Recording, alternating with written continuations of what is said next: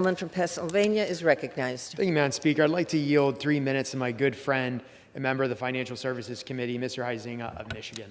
The gentleman is recognized. Thank you, and I appreciate the gentleman yielding time and your leadership on this. And Madam Speaker, every day the capital markets are under attack here with this Securities and Exchange Commission. The climate disclosure rule, which was released in March of this year, totals over 500 pages,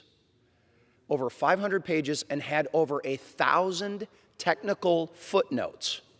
And oh, by the way, the SEC initially gave everybody 30 days to comment on that.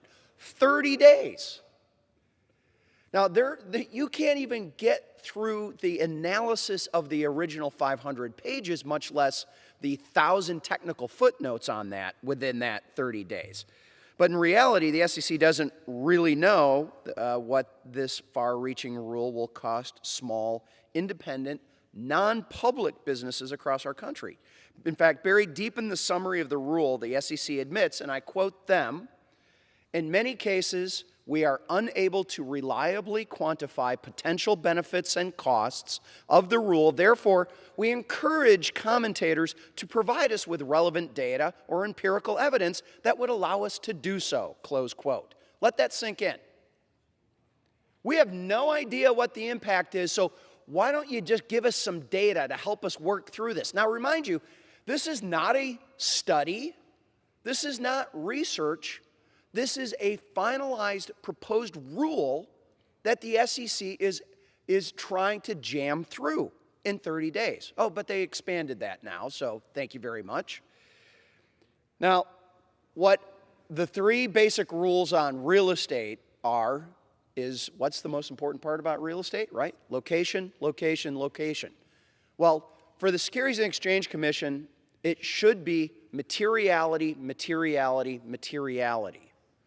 How is this information material to a publicly traded company and to the investors that are investing and putting their hard-earned money into those companies? So materiality, materiality, materiality should be the battle cry, but it's not with this SEC. And in fact, in recent months, the Commission has put forth a huge volume of additional proposals, and at times it doesn't appear to be fully informed about the likely economic consequences of the proposed rules, and that they display significant misunderstandings of the activity the Commission seeks to regulate.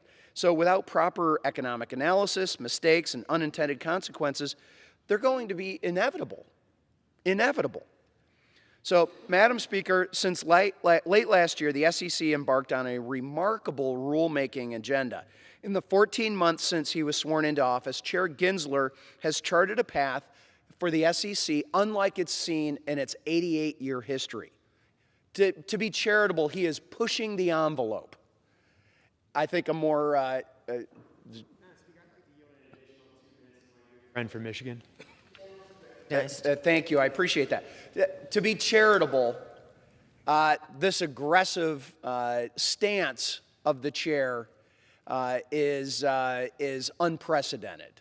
The reality is they can't get their agenda done through the legislative process, so they're just going to regulate it.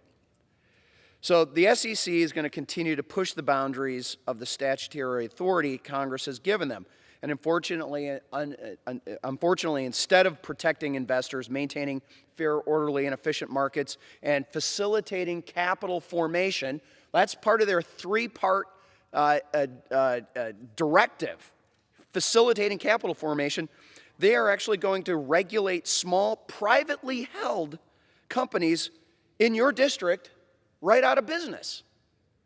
So Congress did not establish the SEC to set climate policy, nor to be the final arbiter of business strategies to combat climate change. And in her recent dissent over the proposed rule, Commissioner Hester Peirce rightfully noted, quote, "The SEC is not the Securities and Environment Commission." Well, my colleagues, we have grave concerns that this rule will set a precedent that would allow regulators to expand their authorities far beyond the bounds of the law. Far beyond the bounds of the law. In fact, we've seen some recent Supreme Court cases about that with the EPA. And the proposed climate rule shifts the SEC's rulemaking authority to be charitable, taking a novel activist approach to climate policy. What's next? All of it. Because frankly, that's what is on his agenda. All of it. They want all of it. Their idea of how this economy ought to be running.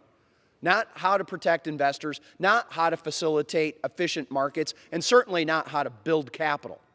That is not the job of the SEC that has been proposed here. So I urge my colleagues to support Mr. Hill's resolution and restore sanity to the gentleman's time rulemaking has process. With that, I expired. yield back. Reserve.